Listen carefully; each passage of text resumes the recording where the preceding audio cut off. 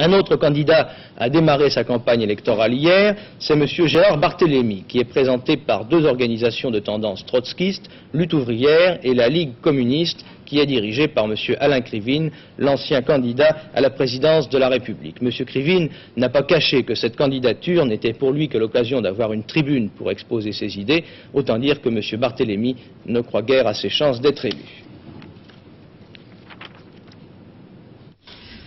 Vous savez que nous vivons actuellement à Bordeaux un épisode particulièrement reluisant de la farce électorale qui vient nous distraire à intervalles réguliers.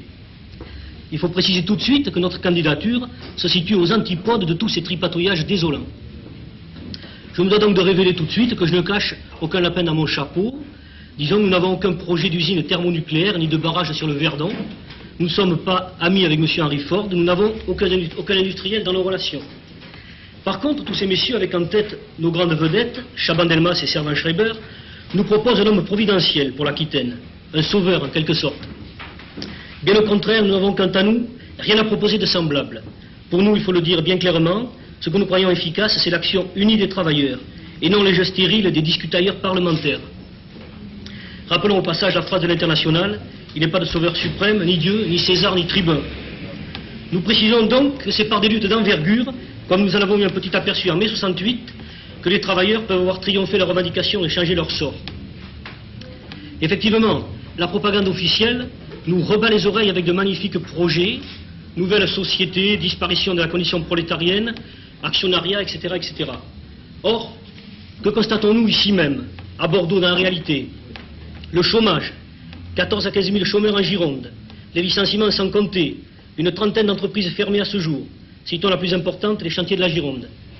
À ce propos, où en est le reclassement des licenciés des chantiers promis par Chaban-Delmas?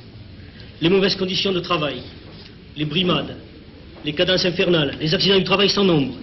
Nous ne citerons qu'un exemple, éloquent d'ailleurs, le cas de ces 7 ouvrières gravement intoxiquées à Coutras dans une usine de Souillac. Pour cacher la responsabilité du patron, on a parlé d'un mal mystérieux de la chaussure. Nous nous étonnons dans ce cas que le patron n'ait pas été le premier touché par ce mal mystérieux. Il est vrai que les patrons pratiquent plus la canne de golf et le verre à whisky que le pinceau à colle. Nous parlons aussi des conditions de vie des travailleurs. Bien que M. Pompidou, du haut de ses luxueuses vacances, nous ait déclaré que tout allait fort bien pour nous, nous rappelons simplement une statistique éloquente. 50% des travailleurs français gagnent moins de 100 000 francs par mois. Évoquons au passage le problème du logement.